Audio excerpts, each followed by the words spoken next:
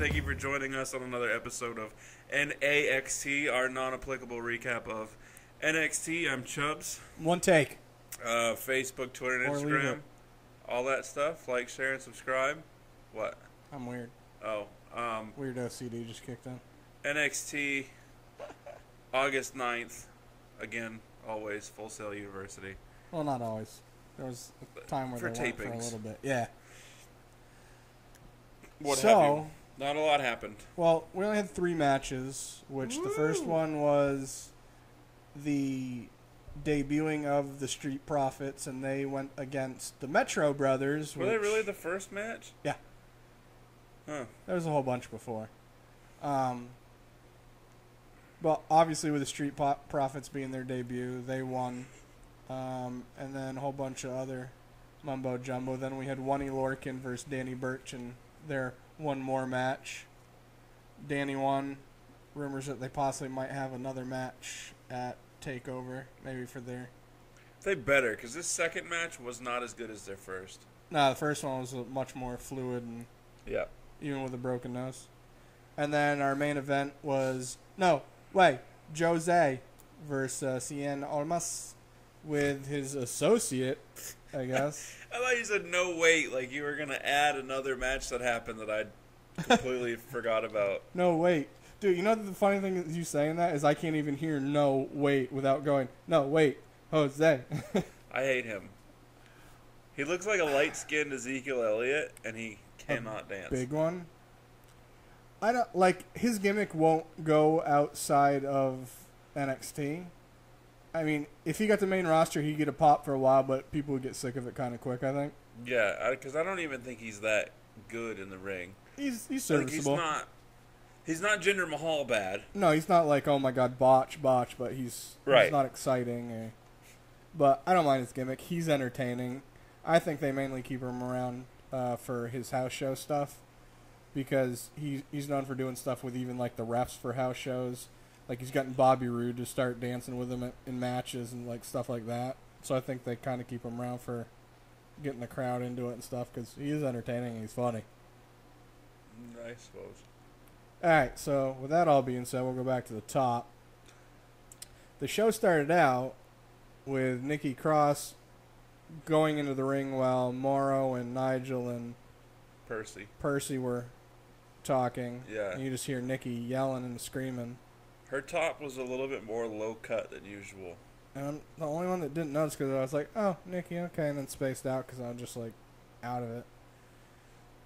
But, yeah, they were then Alexander Wolf and Sweaterback.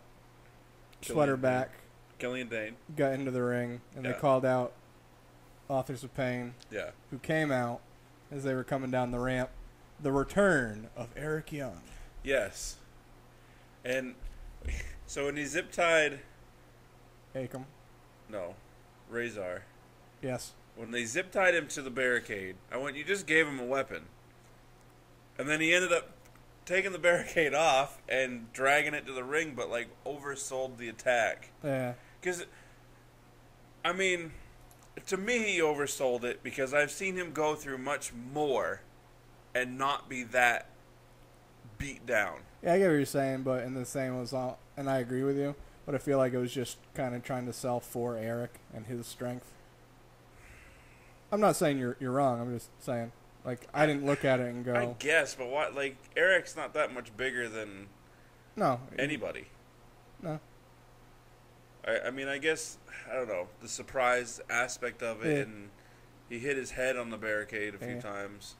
That's why, like, I get what you're saying, but when I saw it, I didn't really. I mean, I've seen this dude go through ladders, and then eventually just pop up and be fine. Right. I would have liked to have seen him, like, easily carry that barricade to the ring, maybe hit at least one of the members of Sanity with it, and then get jumped to where the numbers game was too much. Yeah. Just my opinion. Well, I would like to say that what I said last week is exactly what happened this week. And that's also knowing that they pre-tape, and I did not have spoilers, by the way. Because remember you said last week that you didn't really like how they just ran through Sanity like they were nothing. Yeah, you and said I was like, Sanity next week it's going to be vice versa. Yeah. I'm wondering if this means the end of Authors of Pain's title reign. I don't want it to be, and I only say that because I want them to do what you and I want, where everyone in Sanity has the belts. So they get the tag belts, and Eric Young gets the championship, and then Nikki gets the women's belt. Off of Amber, because she's not going to win it off of Asuka. And she shouldn't. I still don't think anyone should win it off Asuka. It should just be she's bored with it and vacates it and leaves. Yeah. They won't do that because that's not the WWE motto, but why not leave something that's not broke? Like, just have her show up on the main roster with the NXT Women's title. Sort of like Kevin Owens did Against Cena. When he made his main roster debut. And then he could just go back to NXT. She could too. Or yeah, she could go to Regal and hand it to Regal and say there's no competition here. I'm going to go find competition, and then just leaves, and then she could even, I'm not saying that's not like, make her a free agent. Yeah, type deal. Where she's going to both brands, just looking for competition. One of the podcasts I listened to, they went like extreme with it on purpose, just because it was kind of comical, but also was like that'd be really, really badass. Is have her keep the belt and be like, no, nobody can take it off of me. I own it. It's mine. And since no one can beat me, you can't take it from me. And she just goes to the main roster, wins the SmackDown one, goes to Raw, wins that, and she just wears all three of them and just goes wherever she wants from NXT, SmackDown, and Raw. I'd be okay with that, as long as, what's her name? Hojo. Yeah. What's her new name? Sorry. Sorry? No. Sane. Sane. And it's Kyrie, apparently. Okay, so Kyrie Sane. I always thought it was Carrie. But either way. Apparently it's Kyrie. She be the one that takes one of the belts off of her. Yeah. Oh, alright, moving on. Oh, my bad. Okay. So yeah, either way, Eric Young and back, Sanity looking strong. A big strong man. Big strong man. And then they did a recap of Asuka and Ember Moon, which led to where next week they're going to have a contract signing. Who's getting put through the table? Right. Somebody. Then this was Chubb's favorite type. They did a Street Profits video package with Up Next. And then when they came back, they had Billy and Peyton Royce doing their cell phone videos that they always do with stuff happening in the background that's supposed to be the focal point, but it's in the background, so it's not. Right. And it was Ruby on the phone, like, and no idea. I totally missed that part. Yeah, she was in the back way back, and she like came out and like grabbed her phone, was like looking down, talked to him, and like walked out. I saw the iconic duo, and my brain went, shut it down. Yeah, I like to see how stupid they can be. And then after that, we actually had the debut of the Street Profits. I liked what I saw. Yeah, I like them. That the smaller ones got some accidental, like not meaning to, but retarded ups. Do you see that? Like he just kind of like effortlessly jumped and was like 4 feet in the friggin' air. Yeah. It was just like he flinched and was like, "Oh, I'm up." He's got pancake nips too. I wasn't checking them out. I wasn't checking them out, but you couldn't whatever. not see them. Mm-hmm. Yeah. The Metro Brothers, the worst name ever. Totally. They looked like Deuce and Domino from days old. Yeah, which I don't know, but they should have been called the Greasers or Go Grease Lightning. Yeah. One of them looked like if Jay Cutler decided to be a professional wrestler. And the other one looked like Michael Cera worked out a lot. Yeah, he did. That's funny. I didn't think of that. I was going to message you when I saw it, but you weren't watching because I was. All right, and then after that, we had... actually, was that when that happened? Oh, no, there was a... They did another video package saying how Drew and Bobby were going to face each other. Ooh. And then they had a video package, just a short one, of Aleister Black was leaving the arena last week, and Hideo went to attack him, missed him, yeah, and then everyone broke him up, so it was kind of pointless. Right. It was just their way of saying that Hideo was angry and they're going to have a match at TakeOver. That should be a good match. Yeah, it should be.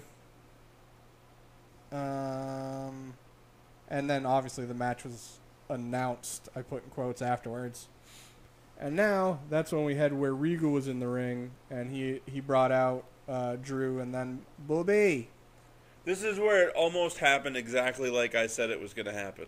Did it? Because I don't remember. Yep. The whole time I'm like, yep, he's going to say it, and then he didn't. And I was like, no, close enough.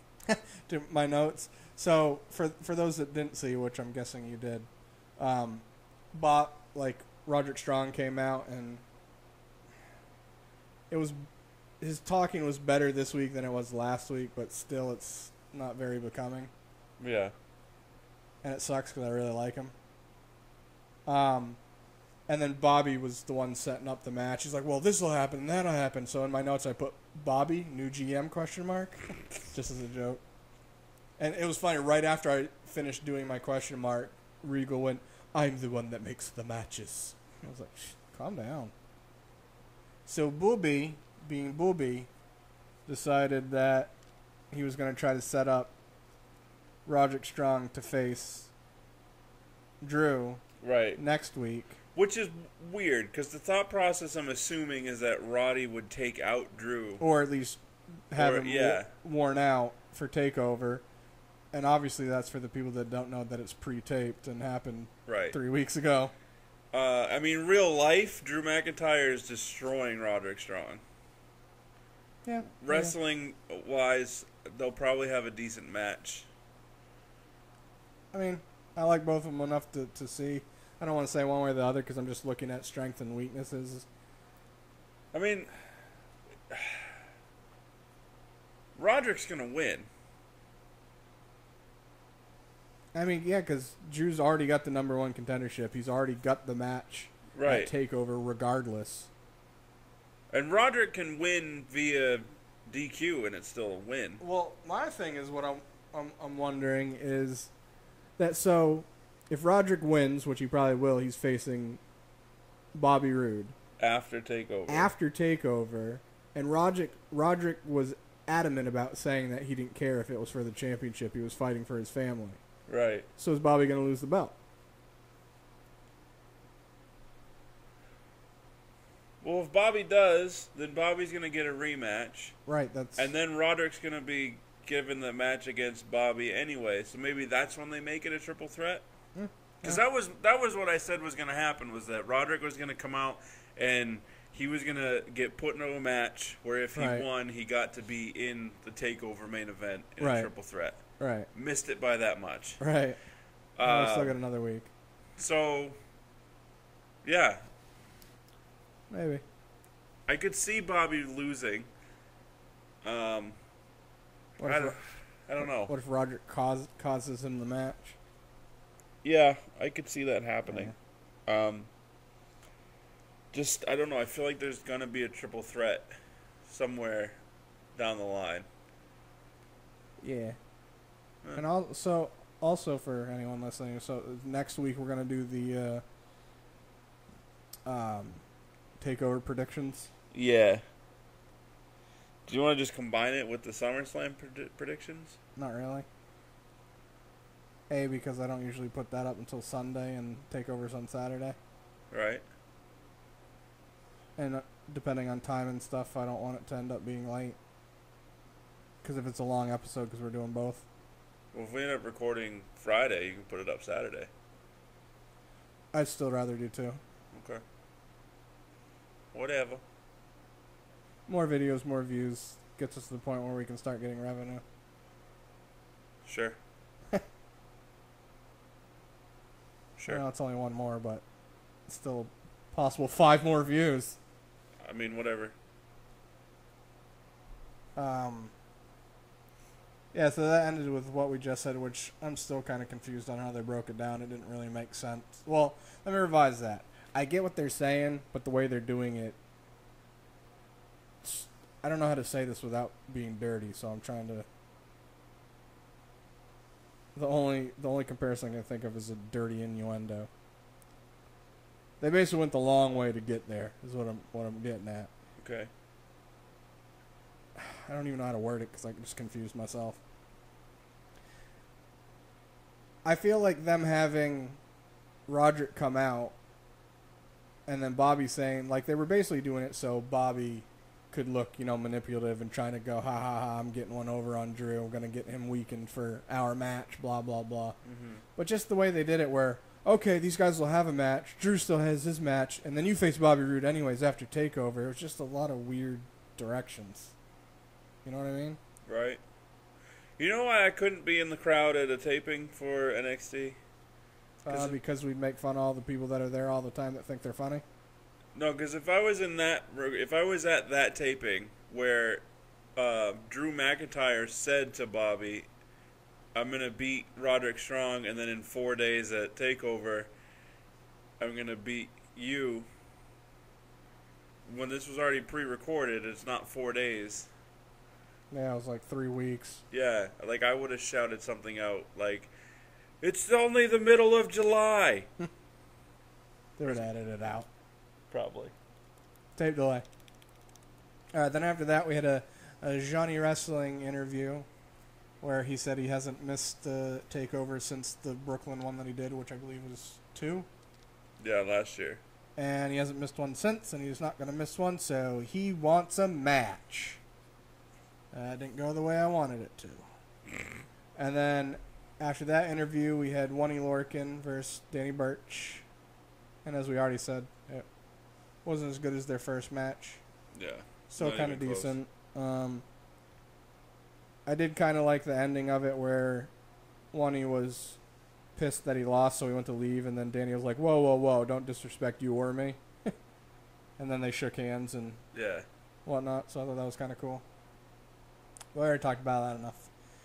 And then the main event of No Way Jose versus Cien Almas with Zelina Vega looking way too Attitude Era for my liking because it just distracted the hell out of me. Ay, Dios mío. Yeah, I would not have been mad if there was a wardrobe malfunction. That was close. Either way, Cien ended up winning. It's fine. I want to call Zelina anti-Traquilo because every time Cien would do his thing in the ring where he's like, oh, Traquilo, we're calming down. She's like, no, no, no, no. Yeah. So he ended up winning because she got him all amped up angry. He said, no, no, no. And he went, hamph. Won. And then after the match, she went to the announcer's table. It sounded like Rosie Perez. That's my horrible Rosie Perez. And basically said that her associate, which I'm so confused because when they first showed her, we're like, wait, it is supposed to be his wife, girlfriend? Right. And then there were the rumors that they were saying it was supposed to be his sister. Yeah. And now it's an associate, which makes even less sense. Right. Because why is this incredibly hot associate giving a rat's Heineken about what Cien's doing or not doing? Yeah, it's not like he hired her for anything. Right. So unless they're going to end up playing it where... And she's not an advocate like Paul Heyman. Yeah. It just doesn't make... Like, I'm okay with it because their dynamic is okay, but as far as it making sense, it doesn't yet. Unless they end up bringing, like, a mother aspect into it where, like, his mom hired her or some sibling of his did because he was out partying too much, or even the NXT hired her because they felt he was partying too much and not taking wrestling serious as far as his gimmicks going. Yeah. I don't know. Yeah. I'm ready for this not to make sense ever. Or to make sense next week and make sense from there on out. Instead of just being like, what? It won't. Probably not. If it was main roster, I'd be 100% agreeing that it sure as hell won't. But with it being NXT, I have a little bit of hope that it may. Yeah. Even though down there is where they try stuff and they're like, no, didn't work, change it, no one will remember. You'd think that since it's recorded, that they're watching the playbacks of it and somebody's going, this still doesn't make sense, guys. H, what are we doing? Yeah. I'm confused. And we wrote this and I don't know what's going on. But either way, she said Johnny Gargano wants a match. He's got a match. I'm not as excited for that match as I think I thought it would be a good match. I actually like Cien. And Johnny's Johnny. But Well, so I already told you, but I was saying the thing I don't want to say upset because that's way too strong. What I was hoping for is that Johnny was going to say, once he said he wanted a match, and then they got to the main event, I was like, nice. They're not going to announce Johnny has a match, and he's going to be at TakeOver, and there's going to be something that happens, and he's going to get a match. And I was hoping it was going to be the likes of a debuting of somebody. Anybody, really. Even if it was Leo Rush. Or Adam Cole, baby! But with that, I mean, you'd want your debuting guy to win, and Johnny's just back by himself, so you don't want him to lose. Unless... Right, but he's gonna lose. Unless Ciampa is further along than we think, and he's enough along where he can interfere and cost Johnny the match. Maybe. I say that based on he had pictures a couple weeks ago of his knee brace. Yeah. I mean, it doesn't make sense for Johnny to lose clean. No. And at this juncture, with the booking of Cien Almas, it makes no sense for him to lose. Well, it makes more sense than it would for Johnny to lose. But they're not going to have Cien lose. Yet. Yeah, you wouldn't think, especially with it that being the first, this week being the first actual match that Thea, I'm going to keep calling her that because I always want to call her Zolita now instead of Zelina. It's their first actual match of her being there ringside with him. Yeah. So TakeOver will end up being either the second or third, depending on if he has a match next week. I don't think he will. I doubt he will as well. I look at it like this. He's like, not really, but he's like bipolar, right? And she's the medication. And after a few wins, he's going to be thinking, well, I don't need that anymore. I'm on the straight and narrow. I don't need my meds. Right. I'm going to go back to Traquilo, and then he's going to lose. Right. And then he's gonna realize that she's there for the benefit of him and to make him, right. You know. See, well, it's funny that you say it that way because I was actually going to say that for TakeOver, him losing if he does, they could literally play it where she's yelling at him and he's just like, I got it, don't worry about it. Ends up costing him the match. Yeah. And then he's just like, okay, I see what you're saying, type deal. I think it would need to progress a little bit more. For me, it would need to progress a few more matches. No, I agree. And then have that happen. But I would have, now that I think about it, if Stay Gargano's backstage and he's like, I want a match, and then Bobby Fish, I forgot about Bobby. It's like, oh, I'll fight you, and then Kyle O'Reilly, oh, I'll fight you. Those three in a triple threat at TakeOver, tell me that would not steal the show. Would not steal the show. Now mean it. Now mean it. That would be an incredible match. It would. I don't care what you say. O'Reilly still looks like Oney Lorcan and Danny Burch had a love child. No, he does. But anyway, sorry we're keeping you up. I'm telling you, it's something about this particular spot. Whenever I get here, I sit down, and I'm just like, I could totally take a nap. It's probably the air, and it's darker right there. I just woke up like 3 hours ago. I could totally... I've been up since like 8:30. Yeah. That's all we got for this episode, though, hey? I guess so. I mean, wasn't really much that happened for it. No. You can tell they're getting closer to their pay-per-view because there's less happening each week.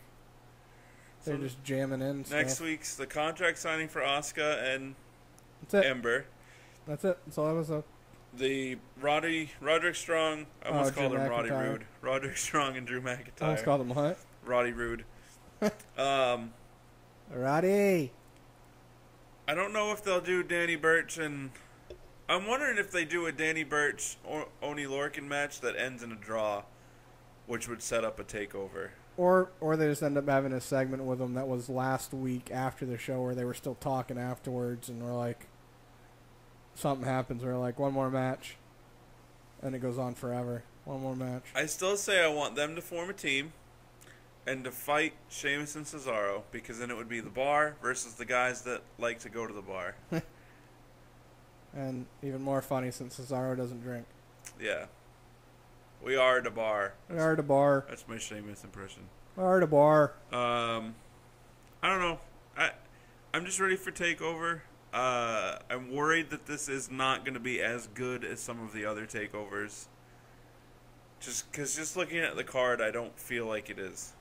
I actually think I'm more excited for it based on not matches. Like, I'm looking forward to people possibly being there just to debut as being signed, opposed to having matches, and I'm looking more forward to that than probably the card. Yeah, I mean, name-wise on paper, the SummerSlam card I think looks better than the Takeover. SummerSlam card is stacked. Yeah, there's supposed to be 11 or 12 matches. Out of those, 8 of them are championship defense matches. That's crazy. Because it's obviously joint pay-per-view. Yeah. And it starts at the pre-show at 5. On Saturday. This week, right? Today. Where there's going to be 2 matches, and I think they're both going to be title matches. In the kickoff show? Yeah. Probably want to be the Cruiserweight then. Cruiserweight, and then I think they said... Oh, yeah? No, it wouldn't be that. That wouldn't make sense. It wouldn't be either of the women since they're trying to sell that Revolution more, even though the Naomi and Natalya totally could be pre-show, and I'd be okay with it. Yes. I'm not looking forward to that match at all. Plus, it's not outside, so they don't have to worry about Naomi's entrance. Yeah. Make that the pre-show. Nobody cares. Well, I don't want to say nobody, but we don't. Whoever cares... Stop. Well, so I will say this I'll say in my defense, not ours, because you can say you don't agree with me. I don't agree with you. Naomi's gotten a lot better since she's been the champ. I think some of it has to be that she's getting more matches regularly. Yeah. And when I say she's getting better,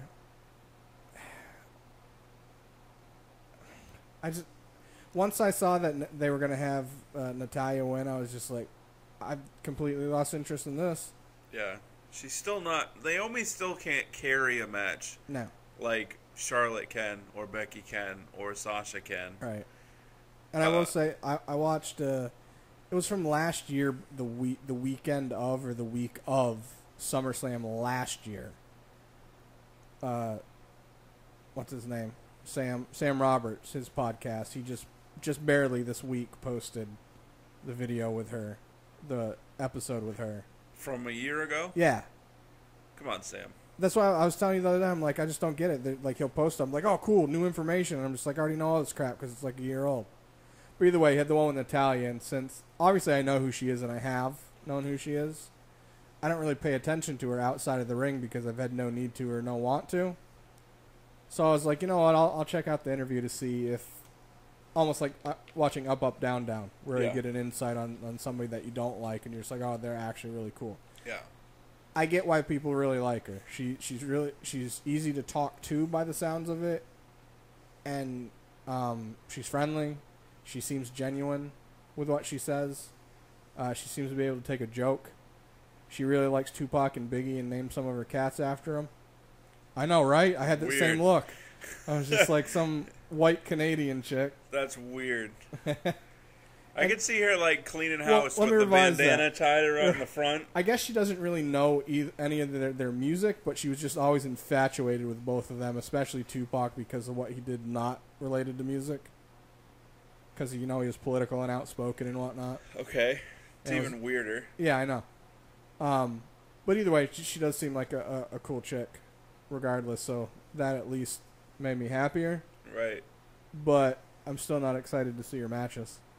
No, I'm not. And how did we get talking about main roster stuff? I don't know, we're just rambling.